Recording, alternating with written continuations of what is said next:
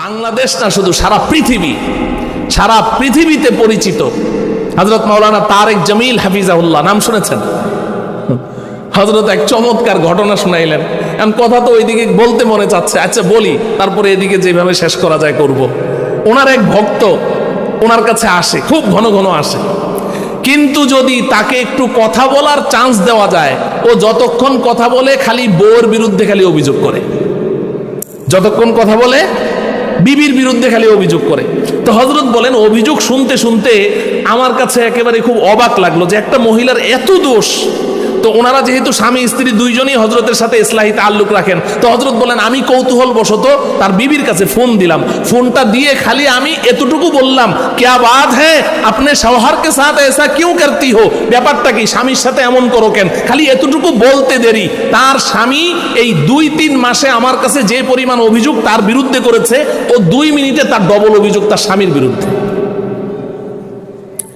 তো হযরত বলেন যে আমি তো বুঝলাম যে বিষয়টা বড় জটিল।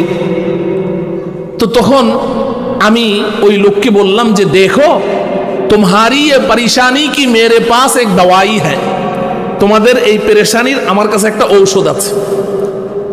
তো এটা বলার সাথে সাথে সে বলছে, হযরত जरूर बताइए वो दवाई क्या है, हमें तो वही दवाई चाहिए, জলদি বলেন ওই ঔষধটা কি, আমাদের ওই ঔষধ দরকার হযরত, বড় সমস্যায় আছে, বড় ঝামেলায় আছে।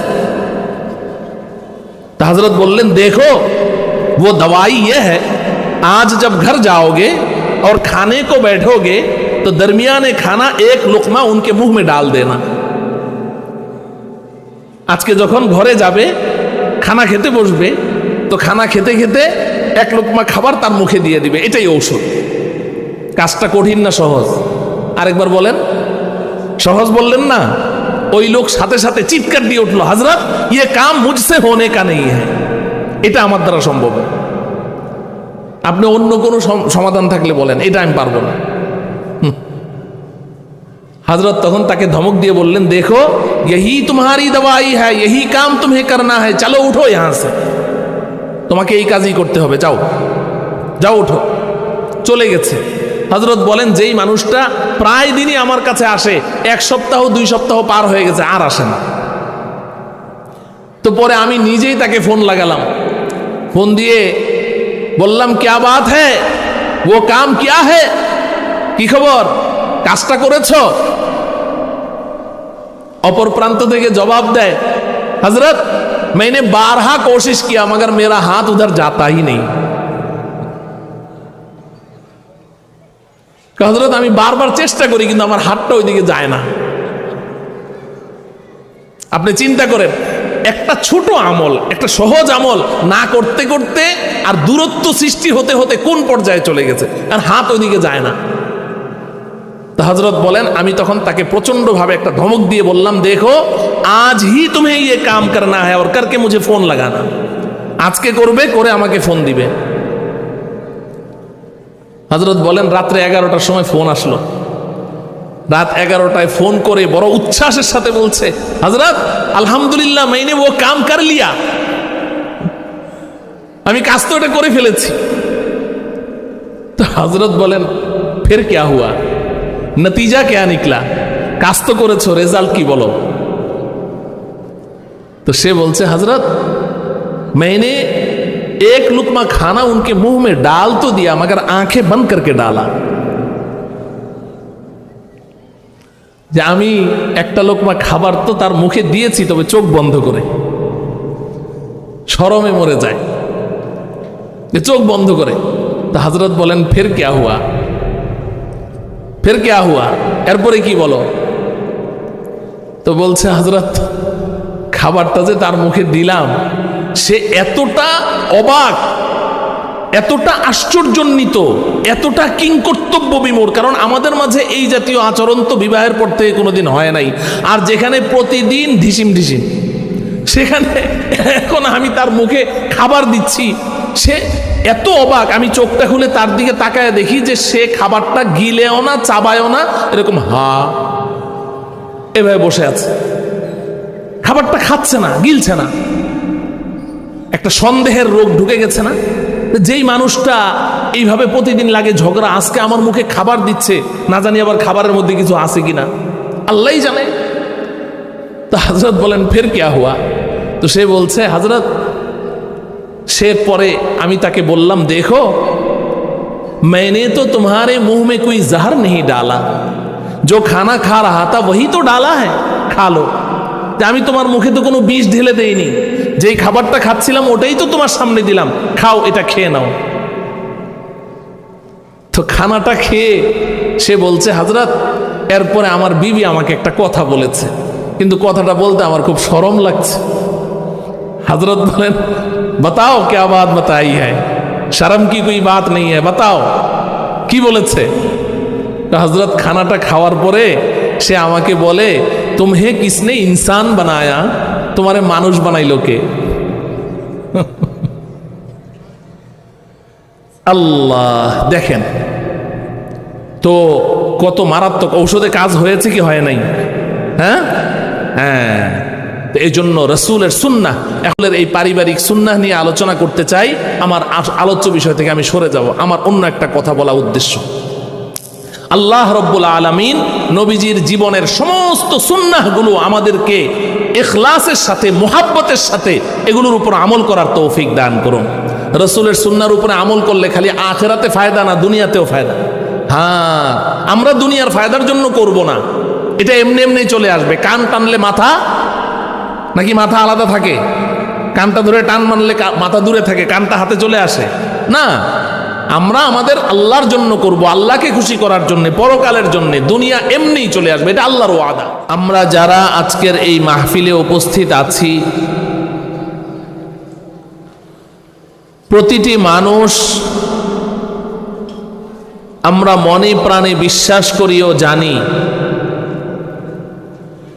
যে এই আসমানের নিচে, জমিনের উপরে আল্লাহ রব্বুল আলামিন আমাকে আপনাকে যত নিয়ামত দান করেছেন, এই সমস্ত নিয়ামত রাজির মাঝে সবচাইতে দামি এবং সবচাইতে মূল্যবান নিয়ামতের নাম ঈমান। বলুন, সবচাইতে মূল্যবান নিয়ামতের নাম কি? ঈমান। ঈমানের চেয়ে মূল্যবান, ঈমানের চেয়ে দামি কোনো নিয়ামত আল্লাহ রব্বুল আলামিন এই পৃথিবীতে আমাদের কাউকেই দান করেননি। অতএব যার মধ্যে ঈমান আছে, শিরক মুক্ত ঈমান আছে, বিদআত মুক্ত ঈমান আছে, নির্ভেজাল ঈমান আছে, তার কাছে এই পৃথিবীর সর্বশ্রেষ্ঠ সম্পদ আছে। আর যার মধ্যে ঈমান নেই, ঈমান হারা, সে যদি এই পৃথিবীর 1 নম্বর ধনীও হয়, সে সর্বহারা। ঈমান হারা সর্বহারা। বলুন, ঈমান হারা সর্বহারা, তার কিছুই নেই। যদি কোনো যুবক ভাই আমাকে এই প্রশ্ন করো যে হুজুর এটা আপনি কি বললেন, ঈমান হারা সর্বহারা হতে যাবে কেন? সর্বহারা তো তাকেই বলে যার কিচ্ছু নাই, সব হারা। কিন্তু এই মানুষটার তো সব আছে, শুধু কি নাই? জোরে বলেন, ঈমান নাই, বাকি সব আছে, শুধু ঈমানটুকুই না নাই। এই কারণে আপনি তাকে সর্বহারা বলতে গেলেন কেন? যদি এমন প্রশ্ন কেউ আমাকে করে, তো তার জন্য একটা চমৎকার দৃষ্টান্ত আমার কাছে আছে, এবং এই দৃষ্টান্তটি আমার নয়, এই উপমহাদেশের শ্রেষ্ঠ মুফতি, মুফতি আজম হযরত মুফতি শফি রহমতুল্লাহ আলাইহি দিয়েছেন। ধরুন আপনারা কয়েক বন্ধু মিলে বসে গল্প করছেন, হঠাৎ করে এক বন্ধু বুকে হাত চাপা দিয়ে একটা চিৎকার দিয়ে শুয়ে পড়ল, লম্বা হয়ে শুয়ে পড়ল। এখন সে আর কথা বলে না, নড়ে চড়ে না। আপনি যতই তাকে ডাকছেন সে আপনার ডাকে সাড়া দেয় না, চক্ষু বন্ধ করে রয়েছে, চক্ষু খোলে না। ব্যাপারটা কি, হলো কি? ভালো মানুষটা তো সাথে সাথে ডাক্তারকে খবর দিলেন, ডাক্তার দেখুন তো তার দেহের মধ্যে কোথাও কোনো সমস্যা আছে কিনা। ডাক্তার তার মাথা থেকে পা পর্যন্ত পুরাটা দেহ, পুরা body, whole body check up করে রিপোর্ট দিলেন যে না, তার মাথা থেকে পা পর্যন্ত কোথাও কোনো সমস্যা নেই, সবগুলো অঙ্গ প্রত্যঙ্গ আপন জায়গায় বহাল তবিয়তে আছে, তার মাথার একটা চুলও ঝরে পড়েনি, শরীরের একটা পশমও খসে পড়েনি, ওর সব ঠিকঠাক আছে। প্রশ্ন করলেন ডক্টর, ওর সবই যদি ঠিক আছে ও কথা বলে না কেন? সবই যদি ঠিক আছে ও চক্ষু খোলে না কেন? সবই যদি ঠিক আছে ও ডাকলে সাড়া দিচ্ছে না কেন? নড়ছে চড়ছে না কেন? ব্যাপারটা কি? ডাক্তার বলছেন ওর সব ঠিকঠাক আছে, সব আছে, একটা জিনিস শুধু নাই। ডাক্তার কি নাই? বলে ওর সব আছে। বলে ডাক্তার নাইটা কি? বলে ওর সব আছে, শুধু জানটা নাই। শুধু কি নাই? জান নাই। ও আমার প্রিয় যুবক ভাই, আপনারা যারা এই প্যান্ডেলের ভেতরে বসে আমাকে শুনছেন এবং যারা বাইরে আছেন, মাহফিলে আসতে পারছেন না, মনে মনে ভাবছেন মাহফিলে যাওয়া তো বেকার লোকদের কাজ, যাদের কাজ নাই তারা মাহফিলে যাবে, আমরা তো অনেক ব্যস্ত, আমাদের দোকানদারি আছে, ব্যবসা বাণিজ্য আছে। আর এখানে আপনারা যারা মাহফিল শুনতে এসেছেন আপনারা সমাজের বেকার মানুষ, তাই নাকি? না কাজ আছে? তো যেই মানুষগুলো বাইরে আছেন আমি আপনাদেরকে লক্ষ্য করে কথা বলছি, আপনারা আজকে আমার আলোচনার মূল উদ্দেশ্য খুব ভালো করে বুঝেন। আল্লাহ আমাদের সবাইকে বুঝার তৌফিক দান করেন। তো ডাক্তার বলছে ওর সব আছে, শুধু একটা জিনিস নাই। কি নাই? জান নাই। আচ্ছা, যখন লোকটার জান নাই তো আপনি তাকে কি বলছেন? লাশ।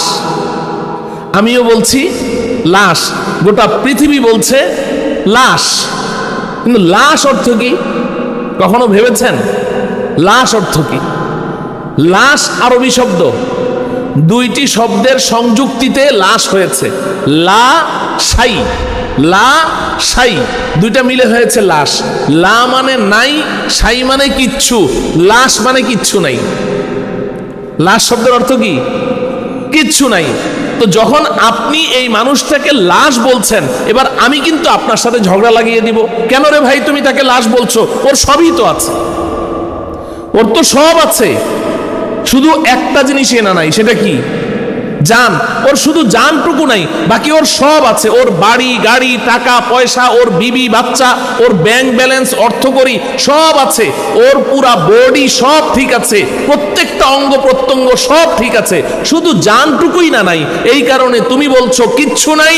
তুমি আমাকে কি জবাব দিবে বন্ধু বলো তো দেখি? তুমি বলবে যে হুজুর জান যেখানে নাই সেখানে এত কিছু থেকে লাভটা কি? জান নাই মানে কিচ্ছু নাই।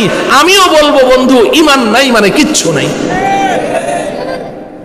ঈমান নাই মানে ঈমান হারা সর্বহারা। বলেন ঈমান হারা সর্বহারা, তার কিছুই নাই। কারণ কি? আল্লাহ রাব্বুল আলামিন পরিষ্কার বলে দিয়েছেন, ইন্নাল্লাযীনা কাযযাবু বিআয়াতিনা ওয়াস্তাকবারু আনহা লা তুফাত্তাহু লাহুম আবওয়াবুস সামাই ওয়াল আরদি ওয়া লা ইয়াদখুলুনাল জান্নাতা হাত্তা ইয়ালিজাল জামালু ফি সাম্মিল খিয়াত। আল্লাহ রাব্বুল আলামিন বলেন, নিশ্চয়ই যেই মানুষগুলো, যেই হতভাগারা, যেই পোড়া কপালরা আমার আয়াত সমূহকে অস্বীকার করেছে, আমার সাথে দাম্ভিকতা প্রদর্শন করেছে, ফলশ্রুতিতে ঈমান আনয়ন করেনি, বেঈমান রয়ে গেছে, ঈমান আনয়ন করা থেকে মুখ ফিরিয়ে নিয়েছে, আমি আল্লাহ পরিষ্কার বলে দিচ্ছি, লা তুফাত্তাহু লাহুম আবওয়াবুস সামাই ওয়াল আরদ। ওই সমস্ত নিমক হারামদের জন্যে, ওই সমস্ত দাম্ভিক ব্যক্তিদের জন্যে আমি আল্লাহ আকাশের দুয়ারও খুলবো না, জমিনের দুয়ারও খুলবো না। ওয়ালা ইয়াদখুলুনাল জান্নাহ, এবং তারা কশ্চিন কালেও আমি আল্লাহর তৈরিকৃত জান্নাতে প্রবেশ করতে পারবে না হাত্তা ইয়ালিজাল জামালু ফি সাম্মিল খিয়াত। আল্লাহ পাক বলেন যে একটা সুয়ের পাছার ছিদ্রি, সাম্মুল খিয়াত মানে হলো সুয়ের পাছার ছিদ্রি, দেখেছেন সুয়ের পাছার ছিদ্রিটা এত বিশাল, হ্যাঁ? আল্লাহ বলছেন একটা সুয়ের পাছার ছিদ্রি দিয়ে একটা জ্যান্ত উট চলাফেরা করা যেমন অসম্ভব, ঈমান ছাড়া চেষ্টা সাধনা করে আমার জান্নাতে যাওয়াও তেমন অসম্ভব। পরিষ্কার ঘোষণা। অতএব ঈমান হারা সর্বহারা। বলেন ঈমান হারা সর্বহারা। ঈমান ছাড়া পৃথিবীতে তুমি যত ভালো কাজ করো, জীবনে একটিও মিথ্যা কথা বলনি, জীবনে কোনোদিন কাউকে ঠকাওনি, কোনোদিন কাউকে ওজনে কম দাওনি, খুব সততা তোমার মধ্যে, তুমি বড় জনদরদী, পরোপকারী, তোমার মধ্যে হাজারো গুণ বিদ্যমান, কিন্তু তোমার মধ্যে ঈমান নেই। তোমার জীবনের এই সমস্ত ভালো কাজগুলোর আল্লাহ রব্বুল আলামিনের কাছে মাছির একটা ডানার সমপরিমাণও ওজন নেই। নাউজুবিল্লাহ পড়েন। অতএব ঈমান হারা, বলেন সবাই ঈমান হারা সর্বহারা। আমার প্রিয় ভাইয়েরা, আমি তো ঈমানের দৃষ্টান্ত দিয়ে থাকি একটি এক সংখ্যার সাথে। আপনি ব্ল্যাকবোর্ডে এক লিখেছেন, একের মূল্য কত? একের মূল্য একই। একের তো এখন কোনো দামই নাই। কিরে, 1 টাকা নিয়ে দোকানে গেলে চকলেট দেয়, এখন 1 টাকা নিয়ে দোকানে গেলে চকলেটও দেয় না, একটা চকলেটও পাওয়া যায় না, একের কোনো দাম নেই। এখন এই মূল্যহীন একটা সংখ্যা আপনি ব্ল্যাকবোর্ডে লিখেছেন, এক লিখেছেন, কোনো দাম নেই। এবার ডানে যদি একটা শূন্য দেই কত হবে? 10। আরেকটা দিলে 100, আরেকটা দিলে 1000, আরেকটা দিলে 10,000, আরেকটা দিলে 1 লক্ষ, আরেকটা দিলে 10 লক্ষ। এবার 7 নম্বর শূন্যটা বসাইলে 1 কোটি। ঠিক কিনা বলেন? এখন আমি আর আপনি ব্ল্যাকবোর্ডের দিকে এভাবে হা করে তাকিয়ে আছি। বাপরে বাপ, শূন্যের কি পাওয়ার, শূন্যের কি দাম। এক একটা শূন্য আসছে তো 100কে 1000 বানিয়ে দিচ্ছে, এক একটা শূন্য বসছে 1000কে লাখ বানিয়ে দিচ্ছে, এক একটা শূন্য বসছে লাখকে কোটি বানিয়ে দিচ্ছে। শূন্যের কত দাম রে ভাই। আমরা তো হাঁ করে শূন্যগুলোর দিকে তাকিয়ে আছি। কত দামি জিনিস, কত দামি জিনিস। এক একটা আসে তো 100,000 হয়ে যায়, এক একটা আসে 1000 লাখ হয়ে যায়, এক একটা আসে লাখ কোটি হয়ে যায়। শূন্য কত দামি জিনিস। আমি যখন হাঁ করে শূন্যগুলোর দিকে তাকিয়ে আছি, এই মুহূর্তে আমার মতো এরকম বোকা শোকা কোনো একজন তালিবুল ইলম ও চিন্তা করলো যে ব্ল্যাকবোর্ডে এত সুন্দর করে থরে থরে সাজানো শূন্যগুলো দেখতে কি সুন্দর লাগছে, হাঁসের ডিমের মতো, কিন্তু শুরুতে যে এই যে বাঁকা একটা এক সংখ্যা, এটা একেবারেই বেঢঙ্গা লাগছে, মোটেও মানাইছে না। সে করলো কি, পকেট থেকে একটা রুমাল বের করে এক সংখ্যাটা মুছে দিল, একটা মুছে দিল, বাকি সবগুলো শূন্য ঠিকঠাক আছে। এবার বলুন 1 কোটির মধ্যে কত বাকি রইল? কিছুই নাই। কেন রে ভাই কিছু নাই? সবই তো আছে, সবই তো আছে। এতক্ষণ পর্যন্ত যেগুলোকে আমরা এত পাওয়ারফুল, এত দামি, এত শক্তিশালী মনে করেছি, সবগুলোই তো আছে। শুরুতে শুধু একটাই না নাই, একটাই না আমি মুছে দিয়েছি। এখন আপনারা বলছেন কিচ্ছু নাই। হ্যাঁ হ্যাঁ, এতক্ষণে বোঝা গেল আমরা ধোকার মধ্যে ছিলাম। আসলে পাওয়ার শূন্যের হাতে না, পাওয়ারটা কার হাতে? এক আছে তো শূন্যের দাম আছে, একের হাতে সব পাওয়ার। এক আছে তো শূন্যের দাম আছে, যতই শূন্য বসাবে দাম বাড়তেই থাকবে। আর যদি শুরুতে এক নেই, তুমি গোটা প্যান্ডেলটা ভরে ফেলো শূন্য দিয়ে, কোনো দাম আছে কি? ও আমার প্রিয় ভাইয়েরা, তোমার আমার ঈমানটাকে এভাবে বুঝতে হবে। আমার আপনার মধ্যে ঈমান আছে তো ওই এক আছে, ঈমান আছে তো ওই এক আছে। এবার ঈমানদার মুসলমান যা করবে খালি শূন্য বসতেই থাকবে, পাওয়ার বাড়তেই থাকবে, নেকির পাল্লা খালি ভারী হতেই থাকবে। ঈমানদার মুসলমান হাসলেও দাম, ঈমানদার মুসলমান কাঁদলেও দাম, ঈমানদার মুসলমান বাজারে গেলেও দাম, ঈমানদার মুসলমান ঘুমালেও দাম, ঈমানদার মুসলমান খেতে বসলেও দাম, এমন কি ঈমানদার মুসলমান টয়লেটে গেলেও দাম। বলেন ঠিক কিনা? আল্লাহ রব্বুল আলামিন দয়া করে মায়া করে আমাকে আপনাকে এমন নির্ভেজাল ঈমানের মালিক হওয়ার তৌফিক দান করুন। নবীজি সাল্লাল্লাহু আলাইহি ওয়াসাল্লাম আমাদেরকে ঈমানের মূল্য বুঝিয়েছেন। ঈমান কত দামি জিনিস। নবীজি বলেন ওয়া আন তালকা আখাকা বিওয়াজহিন তালিকিন সাদাকাতুন। হ্যাঁ ইমানদার মুসলমান, তোমার মূল্য কত জানো? তুমি কত দামি? তোমার মধ্যে যদি নির্ভেজাল ঈমান আছে, তোমার দাম কত বেশি। তুমি ঘর থেকে বের হয়েছ, তোমার একজন প্রতিবেশীর সাথে সাক্ষাৎ হয়েছে, তুমি তার দিকে তাকিয়ে চেহারাটা হাসি হাসি করে রাখো, চেহারাটা হাসি হাসি করে রাখো, গাল ফুলিয়ে থেকো না, ভাবসাব নিয়ে থেকো না যে আমি অমুক সাহেব তমুক সাহেব, সবার দিকে তাকিয়ে হাসতে নাই, হাসলে তো আমার প্রেস্টিজ কনসার্ট হয়ে যাবে, আমার পজিশন ঠিক থাকবে না, আমি তো অমুক সাহেব। না না না না, তুমি একটা মানুষ, তুমি জানোয়ার না, জানোয়ারের মতো এইভাবে হপ হয়ে থেকো না, তুমি মানুষ, তুমি চেহারাটাকে হাসি হাসি রাখো। ইভেন তুমি একজন মুসলিম, তুমি অমুসলিম নও, তুমি মুসলিম, তোমার ভাই প্রতিবেশী হতে পারে সামাজিকভাবে একেবারেই অবহেলিত একজন মানুষ, কিন্তু তার মধ্যে যদি ঈমান নামের রত্ন থাকে, হতে পারে এই পুরা এলাকার মধ্যে আল্লাহর কাছে সবচেয়ে শ্রেষ্ঠ মানুষ। তো তুমি তো কিছুই করলে না, তুমি শুধু ঘর থেকে বের হয়েছো, তোমার প্রতিবেশীর দিকে তাকিয়ে চেহারাটা একটু হাসি হাসি, বাস একটা বন্ধু সুলভ একটা চাহনি, তার দিকে তাকিয়ে এই যে মুচকি হাসিটা দিয়েছো না, নবীজি বলেন সাথে সাথে তোমার আমল নামায় একটি কবুল সাদাকার সওয়াব লিখে দেওয়া হবে। কিসের দাম? হাসির দাম না ঈমানের দাম? ঈমানের দাম। আমরা বেশি হাসি নাকি আমাদের দুশমনরা বেশি হাসে? ওরা বেশি হাসে, কিন্তু ওদের হাসির আল্লাহর কাছে কোনো দাম আছে? নবীজি সাল্লাল্লাহু আলাইহি ওয়াসাল্লাম বলেন হাত্তা আন তারফা লুকমাতান ফি ফিমরাতিকা সাদাকাতুন। ও আমার ঈমানদার উম্মত শুনো, যদি তোমার মধ্যে ঈমান আছে তাহলে তোমার মূল্য কত বেশি জানো? তুমি খানা খেতে বসেছো, দস্তরখান বিছিয়ে খানা খেতে বসেছো, তোমার প্রিয়তমা স্ত্রী দস্তরখানের অপর প্রান্তে বসে তোমাকে খাবার বেড়ে দিচ্ছে, তুমি বসে বসে খাচ্ছ, খানা খেতে খেতে একটা লোকমা খাবার তোমার বিবির মুখে দিয়ে দাও। খুব কঠিন কাজ, কোনো সারা শব্দ নাই, খুব কঠিন কাজ। হ্যাঁ, সহজ? কঠিন না সহজ? সবার মুখ খুলে বলতে হবে, কঠিন না সহজ? সহজ। আমি যদি এখন জিজ্ঞাসা করি কয়জন এই আমলটা করেন? করে না যে তা না, এখানে আছে, অবশ্যই আছে, আমি অস্বীকার করছি না, কিন্তু হাতে গোনা 2-4 জন, হয়তো শরমে হাত উঠাবে না, কিন্তু আমাদের অধিকাংশরা আমরা এগুলাকে কোনো পাত্তাই দেই না, অথচ এটা রাসূলের সুন্নাহ, এটা নবীজির সুন্নাহ। আমরা খালি পারি কি, একটু সামান্য সমস্যা হইলেই হুজুর একটা তাবিজ দেন। তাবিজ দিয়ে কি করবেন? হুজুর ঘরে অশান্তি। আরে বেটা, ঘরে অশান্তি তাবিজ দিয়ে দূর হয়? তাবিজ দিয়ে অশান্তি দূর হয় না। তাবিজ দিয়ে অশান্তি দূর হবে কেন? তাবিজ লাগবে না। নবীজি জীবনে কয়টা তাবিজ দিয়েছেন সাহাবাদেরকে? কোনদিন তাবিজ দিয়েছেন?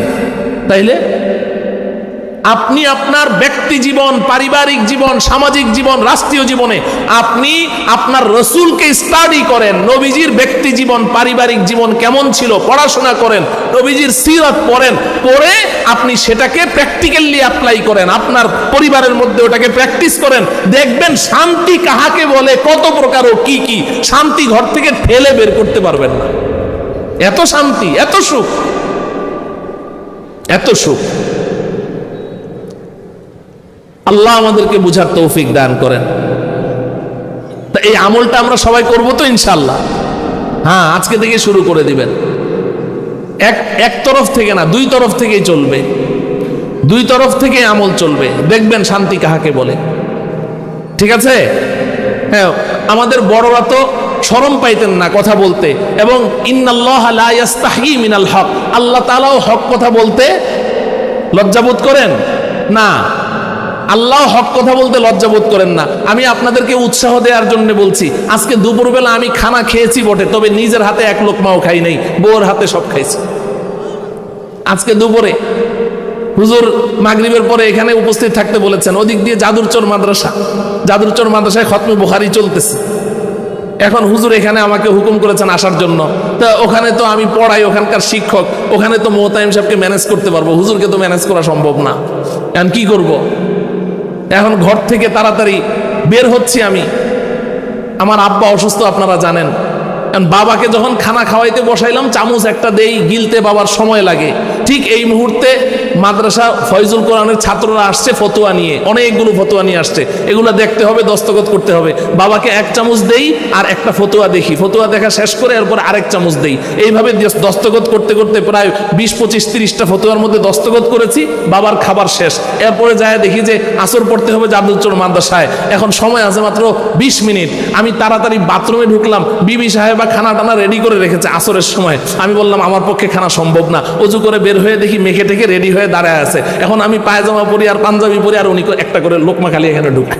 তো এইভাবে খেতে খেতে কয় লোকমা খেয়েছি জানি না, এর মধ্যেই বাস কোনো রকম পানি খেয়ে বের হয়ে চলে আসছে। আমাদের মধ্যে এগুলো আমল চলছে, আমাদের মধ্যে এগুলো আমল চলছে। তা আপনারা করেন না কেন? তাবিজ লাগবে না, ইনশাআল্লাহ করবো তো ইনশাআল্লাহ।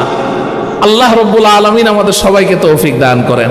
তা আমি যে কথা বলছিলাম, কথা অন্যদিকে গেলে আবার সমস্যা, সময় তো সীমিত। তো নবীজি সাল্লাল্লাহু আলাইহি ওয়াসাল্লাম আমাদেরকে ঈমানের মূল্য বুঝিয়েছেন। ও বন্ধু, একটা সুন্নত শুরু করতে বড় কঠিন লাগবে। এখানে এই যে আমি বললাম না আজকে আপনাদেরকে, আপনাদের মধ্যে কিন্তু অনেকেই টেনশনে পড়ে গেছে যে হুজুর এটা কেমনে করব, এত শরমের কাজ কেমনে করব, টেনশনে পড়ে গেছে। কেন জানেন? জীবনে করে নাই। যে জীবনে যেই কাজটা করে নাই, এটা করাটা, শুরু করাটা বড় কি জটিল। আরো যদি একটু মন মালিন্যতা, একটু ঝগড়া টগড়া থাকে, তাইলে তো মুশকিল যে আমি খাবার দিব, খাইছে, এটা কেমনে সম্ভব? বাংলাদেশ না, শুধু সারা পৃথিবীতে পরিচিত হযরত মাওলানা তারেক জামিল হাফিজাহুল্লাহ, নাম শুনেছেন? হযরত এক চমৎকার ঘটনা শুনাইলেন। এখন কথা তো ওইদিকে বলতে মনে চাচ্ছে, আচ্ছা বলি, তারপরে এদিকে যেভাবে শেষ করা যায় করব। ওনার এক ভক্ত ওনার কাছে আসে, খুব ঘন ঘন আসে, কিন্তু যদি তাকে একটু কথা বলার চান্স দেওয়া যায়, ও যতক্ষণ কথা বলে খালি বউর বিরুদ্ধে খালি অভিযোগ করে, যতক্ষণ কথা বলে বিবির বিরুদ্ধে খালি অভিযোগ করে। তো হযরত বলেন, অভিযোগ শুনতে শুনতে আমার কাছে একেবারে খুব অবাক লাগলো যে একটা মহিলার এত দোষ। তো ওনারা যেহেতু স্বামী স্ত্রী দুইজনই হযরতের সাথে ইসলাহি তাআল্লুক রাখেন, তো হযরত বলেন আমি কৌতূহল বশত তার বিবির কাছে ফোন দিলাম। ফোনটা দিয়ে খালি আমি এতটুকু বললাম, क्या बात है अपने शौहर के साथ ऐसा क्यों करती हो, ব্যাপারটা কি, স্বামীর সাথে এমন করো কেন? খালি এতটুকু বলতে দেরি, তার স্বামী এই 2-3 মাসে আমার কাছে যে পরিমাণ অভিযোগ তার বিরুদ্ধে করেছে, ও 2 মিনিটে তার ডবল অভিযোগ তার স্বামীর বিরুদ্ধে। তো হযরত বলেন যে আমি তো বুঝলাম যে বিষয়টা বড় জটিল। তো তখন আমি ওই লোককে বললাম যে দেখো, তোমারি ये परेशानी की मेरे पास एक दवाई है, তোমাদের এই পেরেশানির আমার কাছে একটা ঔষধ আছে। তো এটা বলার সাথে সাথে সে বলছে, হযরত जरूर बताइए वो दवाई क्या है, हमें तो वही दवाई चाहिए, জলদি বলেন ওই ঔষধটা কি, আমাদের ওই ঔষধ দরকার, হযরত বড় সমস্যায় আছে, বড় ঝামেলায় আছে। तो हजरत बोलें देखो वो दवाई ये है, आज जब घर जाओगे और खाने को बैठोगे तो दरमियाने खाना एक लुकमा उनके मुंह में डाल देना। आज के যখন ঘরে যাবে, খানা খেতে বসবে, তো খানা খেতে খেতে এক লুকমা খাবার তার মুখে দিয়ে দিবে, এটাই ঔষধ। কাজটা কঠিন না সহজ? আরেকবার বলেন। সহজ বললেন না? ওই লোক সাথে সাথে চিৎকার দিয়ে উঠলো, হযরত ये काम मुझसे होने का नहीं है, এটা আমার দ্বারা সম্ভব না। আপনি অন্য কোনো সমাধান থাকলে বলেন, এটা আমি পারবো না। হযরত তখন তাকে ধমক দিয়ে বললেন, দেখো यही तुम्हारी दवाई है, यही काम तुम्हें करना है, चलो उठो यहाँ से, তোমাকে এই কাজই করতে হবে, যাও যাও উঠো। চলে গেছে। হযরত বলেন যেই মানুষটা প্রায় দিনই আমার কাছে আসে, 1 সপ্তাহ 2 সপ্তাহ পার হয়ে গেছে, আর আসে না। তো পরে আমি নিজেই তাকে ফোন লাগালাম, ফোন দিয়ে বললাম क्या बात है, वो काम क्या है, কি খবর, কাজটা করেছো? অপর প্রান্ত থেকে জবাব দেয়, হযরত मैंने 12 कोशिश किया मगर मेरा हाथ उधर जाता ही नहीं। হযরত আমি বারবার চেষ্টা করি কিন্তু আমার হাতটা ওইদিকে যায় না। আপনি চিন্তা করেন, একটা ছোট আমল, একটা সহজ আমল না করতে করতে আর দূরত্ব সৃষ্টি হতে হতে কোন পর্যায়ে চলে গেছে, আর হাত ওইদিকে যায় না। তো হযরত বলেন আমি তখন তাকে প্রচন্ড ভাবে একটা ধমক দিয়ে বললাম, দেখো আজ হি तुम्हें ये काम करना है और करके मुझे फोन लगाना, আজকে করবে, করে আমাকে ফোন দিবে। হযরত বলেন রাত্রে 11টার সময় ফোন আসলো। রাত 11টায় ফোন করে বড় উচ্ছ্বাসের সাথে বলছে, হযরত আলহামদুলিল্লাহ मैंने वो काम कर लिया, আমি কাজ তো এটা করে ফেলেছি। তো হযরত বলেন फिर क्या हुआ, नतीजा क्या निकला, কাজ তো করেছো, রেজাল্ট কি বলো। तो সে বলছে हजरत मैंने एक लुकमा खाना उनके मुंह में डाल तो दिया मगर आंखें बंद करके डाला। যে আমি একটা লোকমা খাবার তো তার মুখে দিয়েছি, তবে চোখ বন্ধ করে, শরমে মরে যায়, যে চোখ বন্ধ করে। তো হযরত বলেন ফির क्या हुआ, ফির क्या हुआ, এরপরে কি বলো। তো বলছে হযরত খাবারটা যে তার মুখে দিলাম, সে এতটা অবাক, এতটা আশ্চর্যান্বিত, এতটা কিংকর্তব্য বিমূঢ়, কারণ আমাদের মাঝে এই জাতীয় আচরণ তো বিবাহের পর থেকে কোনোদিন হয় নাই। আর যেখানে প্রতিদিন ঢিসিম ঢিসিম, সেখানে এখন আমি তার মুখে খাবার দিচ্ছি, সে এত অবাক। আমি চোখটা খুলে তার দিকে তাকায় দেখি যে সে খাবারটা গিলেও না, চাবায়ও না, এরকম এভাবে বসে আছে, খাবারটা খাচ্ছে না, গিলছে না।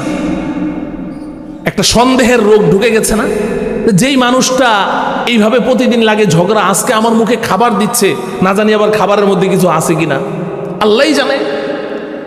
তো হযরত বলেন ফির क्या हुआ। তো সে বলছে হযরত, সে পরে আমি তাকে বললাম দেখো मैंने तो तुम्हारे मुंह में कोई जहर नहीं डाला, जो खाना खा रहा था वही तो डाला है, खा लो। আমি তোমার মুখে তো কোনো বিষ ঢেলে দেইনি, যেই খাবারটা খাচ্ছিলাম ওটাই তো তোমার সামনে দিলাম, খাও, এটা খেয়ে নাও। তো খানাটা খেয়ে সে বলছে হযরত এরপরে আমার বিবি আমাকে একটা কথা বলেছে, কিন্তু কথাটা বলতে আমার খুব শরম লাগছে। হযরত বলেন बताओ क्या बात बताई है, शर्म की कोई बात नहीं है, बताओ কি বলেছে। হযরত খানাটা খাওয়ার পরে সে আমাকে বলে तुम्हें किसने इंसान बनाया, तुम्हारे মানুষ বানাইলো কে। আল্লাহ, দেখেন তো কত মারাত্মক। ঔষধে কাজ হয়েছে কি হয় নাই? হ্যাঁ হ্যাঁ। তো এই জন্য রসুলের সুন্নাহ, এখন এই পারিবারিক সুন্নাহ নিয়ে আলোচনা করতে চাই। আমার আলোচ্য বিষয় থেকে আমি সরে যাব, আমার অন্য একটা কথা বলা উদ্দেশ্য। আল্লাহ রব্বুল আলামিন নবীজির জীবনের সমস্ত সুন্নাহগুলো আমাদেরকে ইখলাসের সাথে, মুহাব্বতের সাথে এগুলোর উপর আমল করার তৌফিক দান করুন। রসুলের সুন্নাহর উপরে আমল করলে খালি আখিরাতে ফায়দা না, দুনিয়াতেও ফায়দা। হ্যাঁ, আমরা দুনিয়ার ফায়দার জন্য করব না, এটা এমনি এমনি চলে আসবে। কান টানলে মাথা, নাকি মাথা আলাদা থাকে? কানটা ধরে টান মানলে মাথা দূরে থাকে, কানটা হাতে চলে আসে না। আমরা আমাদের আল্লাহর জন্য করব, আল্লাহকে খুশি করার জন্য, পরকালের জন্য। দুনিয়া এমনিই চলে আসবে, এটা আল্লাহর ওয়াদা। মুহতারাম হাজিরিন, তা আমি বলছিলাম ঈমানের কথা। ঈমানের কথা মনে আছে তো? আল্লাহ রব্বুল আলামিন আমাদের সকলকে খাঁটি ঈমানের মালিক হওয়ার তৌফিক দান করুন। আমি এখন আপনাদের সামনে একটা প্রশ্ন রাখতে চাই, সেটা হলো ঈমান কি জিনিস? ঈমান কাকে বলে? ও আমার প্রিয় বন্ধুরা, বিশেষ করে বাইরে থেকে যারা আমাকে শুনছেন, যাদের মাহফিলে আসা সম্ভব হচ্ছে না যেই কারণেই হোক, আমি তাদেরকে লক্ষ্য করে বলছি। আজান শুনলে যারা মসজিদেও আসতে পারেন না, আমি তাদেরকে লক্ষ্য করে বলছি, খুব ভালো করে বুঝেন। প্রশ্ন হলো ঈমান কি জিনিস? এতটুকু তো আমরা বুঝলাম যে ঈমান ছাড়া আমাদের কোনো রক্ষা নেই, আছে কি? এবং এই পৃথিবীতে আমাদের একমাত্র পুঁজি হচ্ছে ঈমান, ঠিক কিনা বলেন? ঈমান ছাড়া কোনো রক্ষা আছে? তাহলে ঈমান আমাদের একমাত্র সম্বল। এখন প্রশ্ন হলো ঈমান কাকে বলে? ঈমান কাকে বলে? আমি এ কথা এজন্য বলতে চাচ্ছি যে আমি যতটুকু দেখেছি, আমার দেশকে যতটুকু দেখেছি, আমার সমাজকে যতটুকু দেখেছি, আমার দেশের মুসলমানদেরকে যতটুকু দেখেছি, আমি মনে করি সমাজের 90% মুসলমান, সমাজের 90% মুসলমান যারা নিজেকে ইমানদার মুসলমান দাবি করে, নিজেকে ইমানদার মনে করে, 90% মুসলমান তারা ঈমান কি জিনিস জানেই না। ঈমান কাকে বলে জানেই না। এবং ইবলিস শয়তান ঘুম পাড়িয়ে রেখেছে। ইবলিস শয়তান ঘুম পাড়িয়ে রেখেছে। ও আমার প্রিয় যুবক ভাইয়েরা, খুব ভালো করে শোনো। ইবলিস শয়তান বলে যে আচ্ছা, নামাজ রোজা নাইলে নাই করিস, দিন শরীয়ত নাইলে নাই মানিস, কিন্তু ঈমান তো তোর আছে।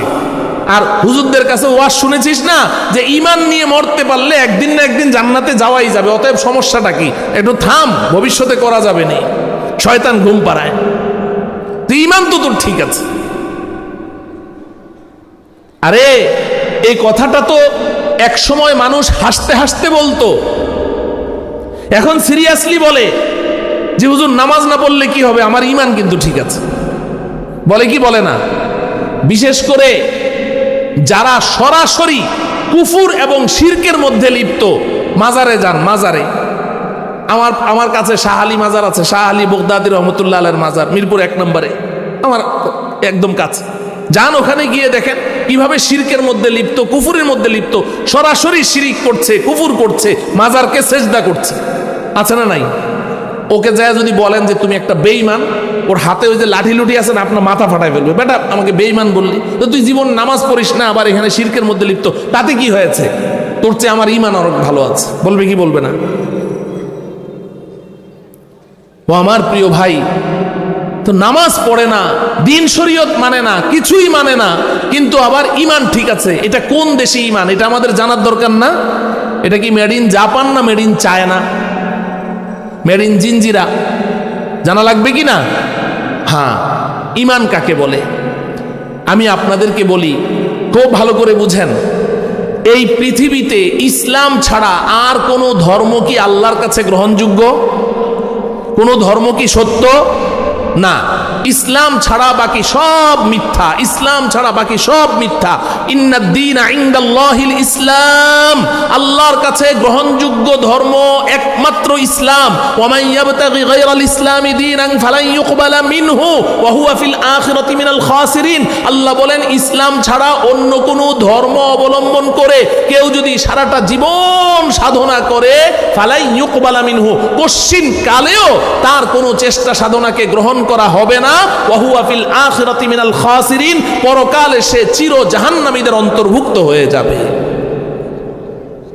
কিন্তু আপনারা অধিকাংশরাই জানেন না, আপনারা অধিকাংশরাই জানেন না যে পৃথিবীতে যত ধর্মের অনুসারী আছে, চাই সে খ্রিস্টান হোক, চাই সে ইহুদি হোক, চাই সে হিন্দু হোক, চাই সে বৌদ্ধ হোক, যেই ধর্মের অনুসারী হোক, প্রত্যেক ধর্মের অনুসারীরা নিজেদেরকে ঈমানদার বলে দাবি করে।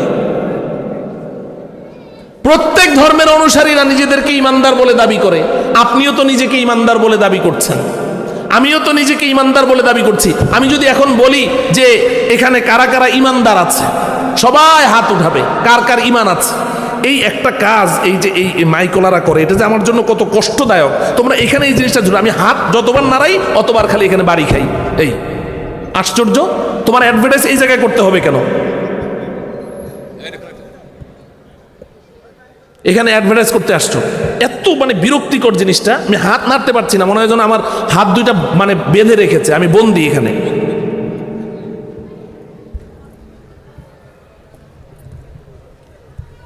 এটা তুমি ওখানে লাগাও, মানুষ দেখো।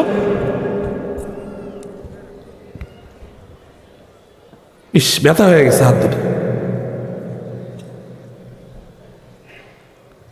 দেখেন, পৃথিবীর যত ধর্মাবলম্বী আছে সবাই নিজেকে কি দাবি করে? ঈমানদার দাবি করে। আমিও নিজেকে ঈমানদার দাবি করছি, আপনিও নিজেকে ঈমানদার দাবি করছেন, নামাজিও নিজেকে ঈমানদার দাবি করছে, বেনামাজিও নিজেকে ঈমানদার দাবি করছে। এবং বদ্দিন যে জীবনে কোনোদিন পশ্চিম দিকে ফিরে একটা সেজদাও দেয় নাই, ওকে যা বলেন না তুই একটা বেঈমান, আপনার দেখেন কেমনে সাইজ করে আপনাকে। তাইলে এখন প্রশ্ন হলো, আসল ঈমানটা কি? আসল ঈমানদার কে? সবাই তো ঈমানের দাবিদার। আমি একবার উত্তরবঙ্গে যাচ্ছি মাহফিলে, দিনাজপুর মাহফিল, ঢাকা বিমানবন্দর থেকে সৈয়দপুর বিমানবন্দরে গিয়ে নামবো, ওখান থেকে যাব হলো দিনাজপুর। বিমানে আমার বাম পাশের সিটে, আমি জানালার পাশে, বাম পাশের সিটে এক খ্রিস্টান বসেছে। বাড়ি হলো দক্ষিণ কোরিয়া, থাকে আমার পাশেই। এই যে দারুস সালাম থানায় টেকনিক্যাল আছে না, টেকনিক্যাল তো আপনারা চিনেন, BKTTC, ওখানকার টিচার। এখন তো ওটা কোরিয়ার সাথে হয়ে গেছে। প্রায় 15-20 বছর যাবত ওখানে থাকে, বাংলা ইংলিশ মিক্সড কথা বলে। তো সে এখানে বসে আমার সাথে গল্প জুড়িয়ে দিয়েছে। তো গল্প করতে করতে এক পর্যায়ে সে বলছে যে আমার একটা প্রশ্ন, যুবকরা খুব ভালো করে শুনেন, বাইরে যারা আছেন তারাও ভালো করে শুনেন। সে আমাকে বলছে আমার একটা প্রশ্ন। কি প্রশ্ন? বলে যে তুমি যেমন স্রষ্টা হিসেবে আল্লাহকে বিশ্বাস করো, আমিও স্রষ্টা হিসেবে আল্লাহকেই বিশ্বাস করি। কে বলছে? খ্রিস্টান। জোরে বলেন কে? আমার জীবনে আমি ওই একজন খ্রিস্টানের সাথে আমার সরাসরি কথা হয়েছে। এরপর সে বলছে তুমি যেমন নবী মুহাম্মদকে বিশ্বাস করো সাল্লাল্লাহু আলাইহি ওয়াসাল্লাম, আমিও নবী মুহাম্মদকে বিশ্বাস করি। তুমি যেমন পরকালকে বিশ্বাস করো, আমিও পরকালকে বিশ্বাস করি। তোমার কাছে যেমন কোরআন আছে, কোরআন পড়ো, আমার কাছে একটা ইংলিশ ট্রান্সলেশন কোরআন আছে, আমি ওইটা পড়ি। আমি বললাম যে ভালো কথা, এখন তোমার প্রশ্নটা কি? সে বলছে আমার প্রশ্ন হলো এবার বলো আমার মধ্যে ঈমান আছে কিনা। কি যুবক ভাইয়েরা, প্রশ্নটা কি সহজ না জটিল? হ্যাঁ, খুব ভালো করে বুঝেন।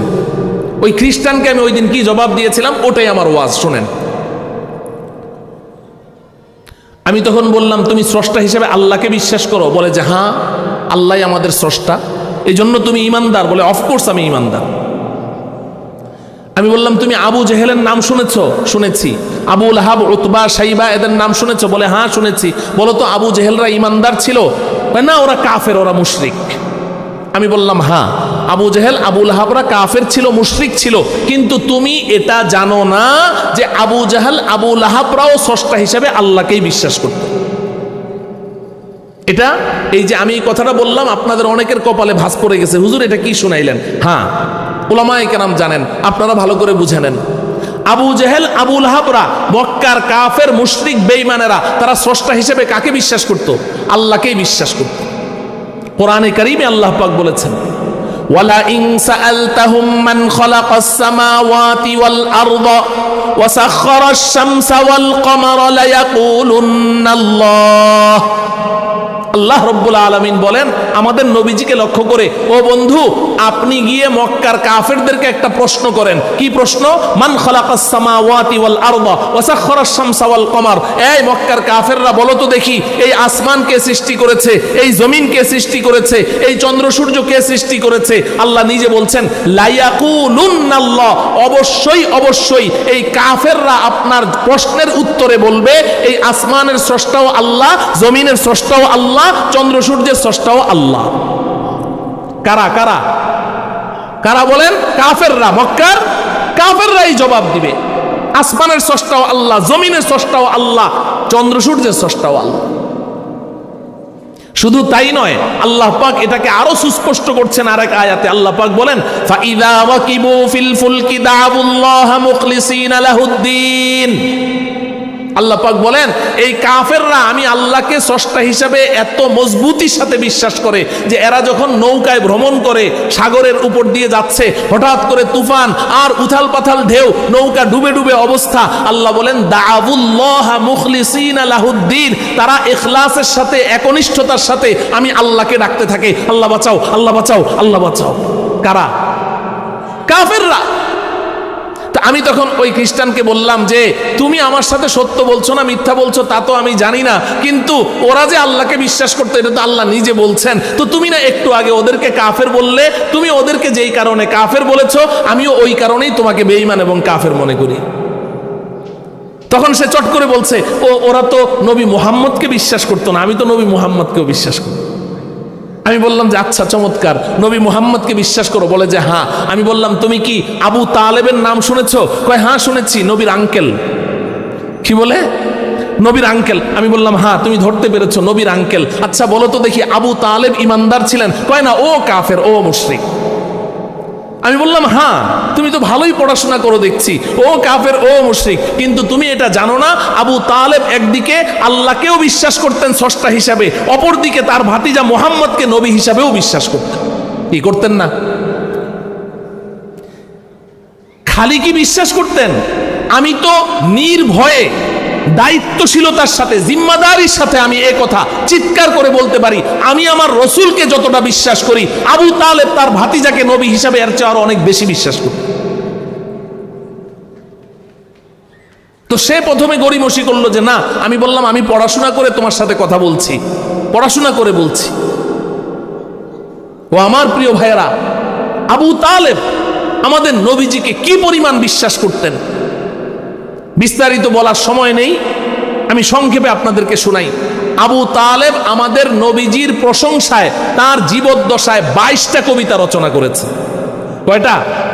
22টা কবিতা রচনা করেছে। শাইখুত তাফসীর আল্লামা ইদ্রিস কান্দলভী রহমতুল্লাহ আলাইহি সিরাতুল মুস্তাফার মধ্যে লিখেছেন যে নবীজি একদিন হযরতে আলী, ছোট বাচ্চা, যখন নবুয়তের প্রথম দিকে হযরতে আলীকে সাথে নিয়ে নবীজি নামাজ পড়ছেন গোপনে গোপনে, তখন নামাজ পড়েন হযরতে আলী নবীজির ডান পাশে, নবীজি দাঁড়িয়ে নামাজ পড়ছেন, দুই চাচাতো ভাই একসাথে নামাজ পড়ছেন। আবু তালেব কোথায় যেন যাচ্ছিলেন, হাতে ওনার ছোট ছেলে জাফরের হাত ধরে কোথায় যেন যাচ্ছিলেন।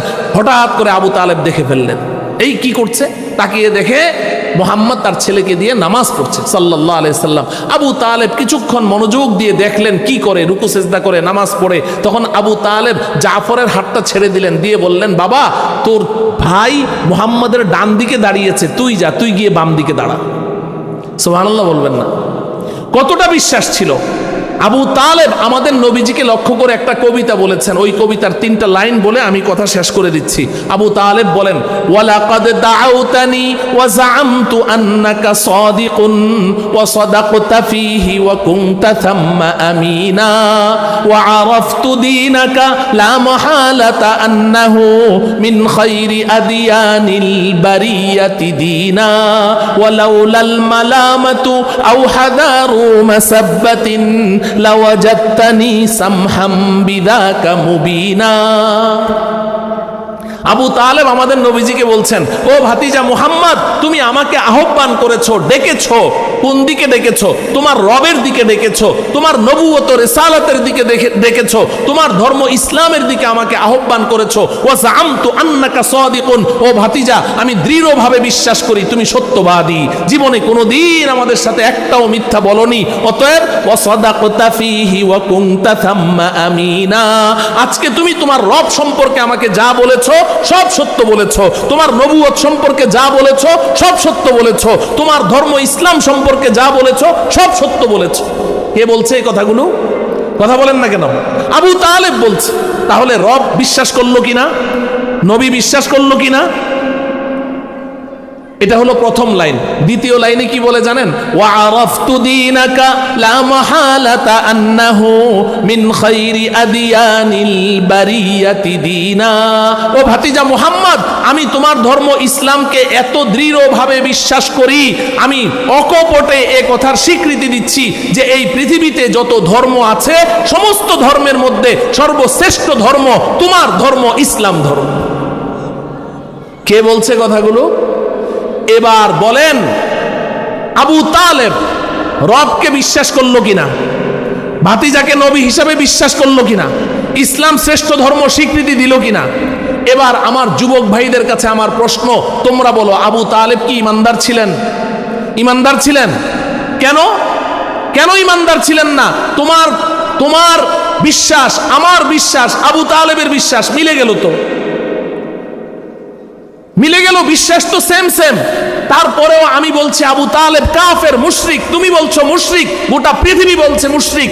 ইভেন নবীজি সাল্লাল্লাহু আলাইহি সাল্লাম নিজে বলছেন আমার চাচা বেঈমান অবস্থায় মারা গেছে, কাফের, মুশরিক। কারণটা কি? পার্থক্যটা কোথায়? বিশ্বাস তো সেম সেম, পার্থক্য কোথায়? এটা আমাদের জানার দরকার আছে না নাই? বাস এই পার্থক্যটা শুনো, তাইলেই ঈমানের ডেফিনেশন কি বুঝে যাবে, ঈমান কাকে বলে বুঝে যাবে।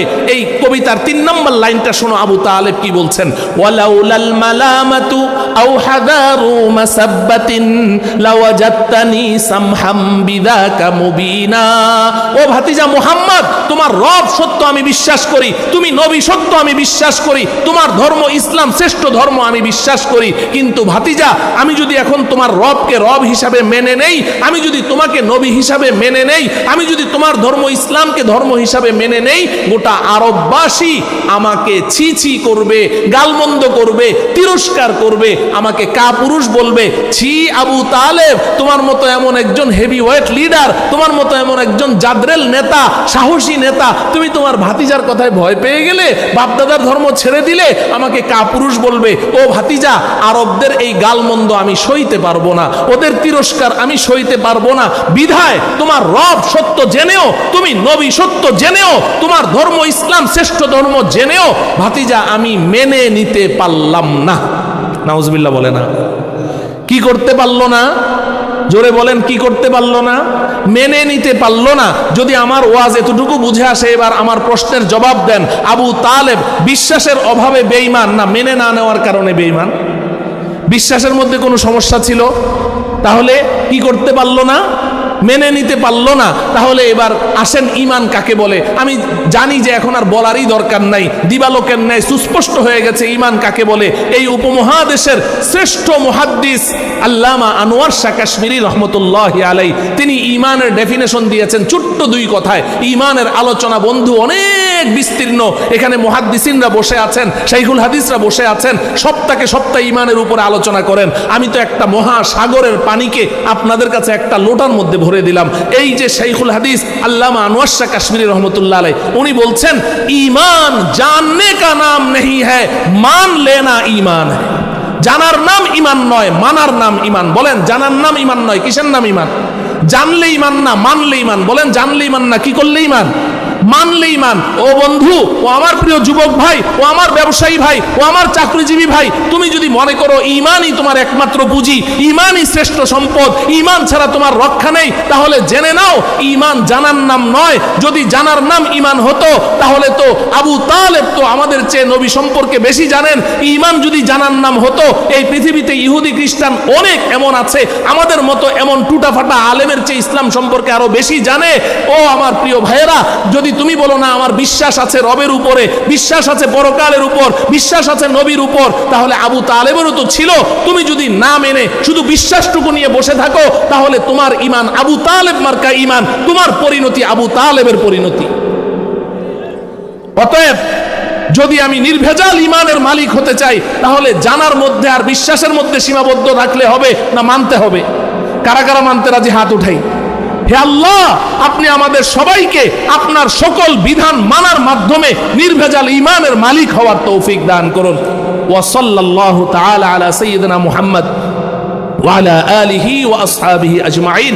আসসালামু আলাইকুম ওয়া রাহমাতুল্লাহি ওয়া বারাকাতুহু।